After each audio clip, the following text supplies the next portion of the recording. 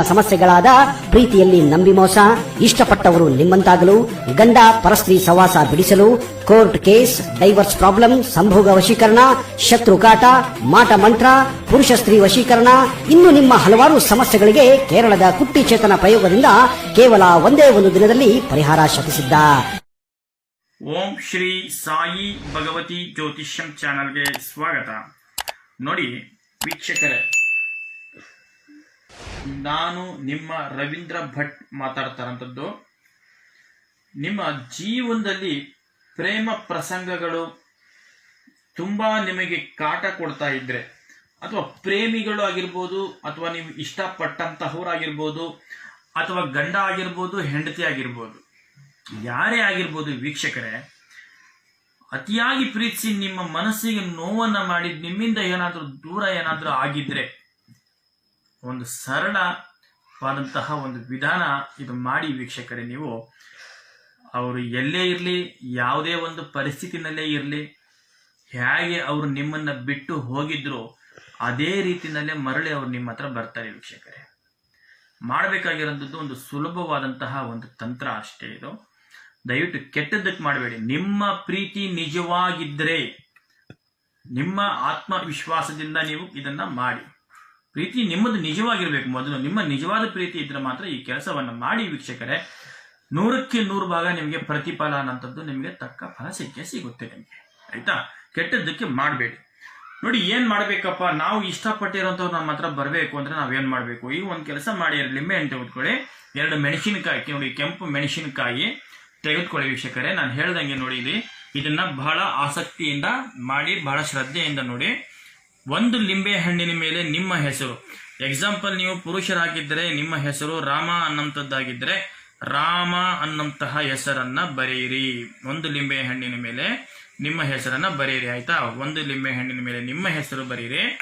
ಮತ್ತೊಂದು ಲಿಂಬೆ ಹಣ್ಣಿನ ಮೇಲೆ ಆ ಹುಡುಗಿ ಹೆಸರು, ಎಕ್ಸಾಂಪಲ್ಗೆ ಸುಧಾ ಅನ್ನಂಥದ್ದು ಆ ಹುಡುಗಿ ಹೆಸರಾಗಿದ್ರೆ, ಆಯ್ತಾ, ಸುಧಾ ಅನ್ನಂತ ಹೆಸರನ್ನ ಇಲ್ಲಿ ಇನ್ನೊಂದು ಲಿಂಬೆ ಹಣ್ಣಿನ ಮೇಲೆ ಬರೀರಿ ವೀಕ್ಷಕರೇ. ಆಯ್ತಾ?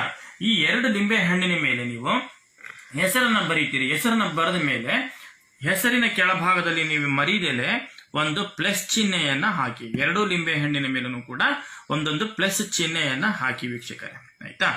ಹೆಸರು ಬರ್ಕೊಳ್ಳಿ. ಹೆಸರು ಬರ್ಕೊಂಡು ಅದ್ರ ಕೆಳಭಾಗದಲ್ಲಿ ಒಂದು ಪ್ಲಸ್ ಚಿಹ್ನೆಯನ್ನ ಬಿಡಿಸ್ಕೊಳ್ಬೇಕು ವೀಕ್ಷಕರೇ. ಅದಾದ್ಮೇಲೆ ನೀವು ಏನ್ ಮಾಡ್ಬೇಕಪ್ಪ ಅಂತ ಹೇಳಿದ್ರೆ, ನಾನು ನೋಡಿ ನಿಮ್ಗೆ ತೋರಿಸ್ತೀನಿ. ಈ 2 ಲಿಂಬೆ ಹಣ್ಣು ಏನಿದೆ, ಈ 2 ಲಿಂಬೆ ಹಣ್ಣನ್ನ ವೀಕ್ಷಕರೇ ನೀವು ಇದನ್ನ 2 ಭಾಗಗಳಾಗಿ ನೀವು ಇದನ್ನ ಹೋಲ್ಡ್ ಮಾಡ್ಕೊಳ್ಳಿ. ಆಯ್ತಾ? ನೋಡಿ ನಾನು ತೋರಿಸ್ತೀನಿ ನೋಡಿ. ಹೀಗೆ ಇದನ್ನ ಕಟ್ ಮಾಡ್ಕೊಳ್ಳಿ ವೀಕ್ಷಕರೇ. ಆಯ್ತಾ? ನೋಡಿ ಇಷ್ಟೇ 2 ಹೋಳ್ ತರ ಮಾಡ್ಕೊಳ್ಳಿ. ಬಂದ್ರೆ ಸಂಪೂರ್ಣ ಹೋಳ್ ಮಾಡಬೇಡಿ, ಅರ್ಧ ಕಚ್ಕೊಂಡಿರೋ ತರ ಮಾಡಿ. ಆಯ್ತಾ? ನೋಡಿ ಹೀಗೆ ಇದನ್ನ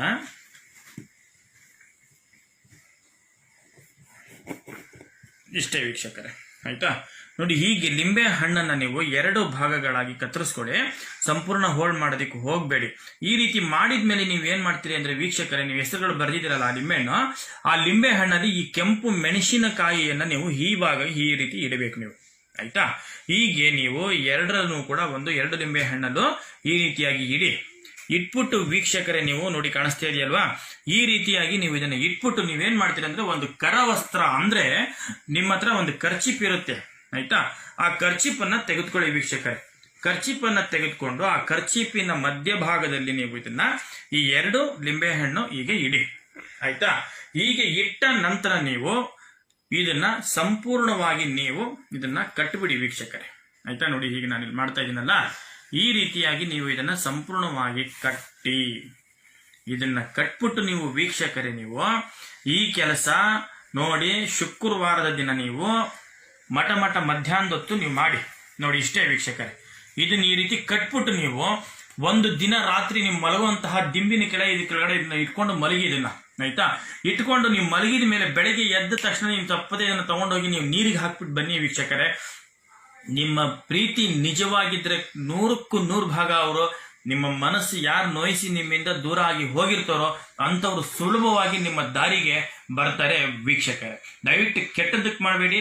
ನೀವು ಇನ್ನೂ ಇದೇ ರೀತಿ ಹಲವು ಉಪಯುಕ್ತ ಮಾಹಿತಿ ವಿಡಿಯೋಗಳನ್ನ ನೀವು ನೋಡಬೇಕು ಅಂತ ಹೇಳಿದ್ರೆ ಈ ಕೂಡಲೇ ನಮ್ಮ ಚಾನಲ್ಗೆ ಸಬ್ಸ್ಕ್ರೈಬ್ ಮಾಡಿ. ನಮಸ್ಕಾರ ವೀಕ್ಷಕರೇ.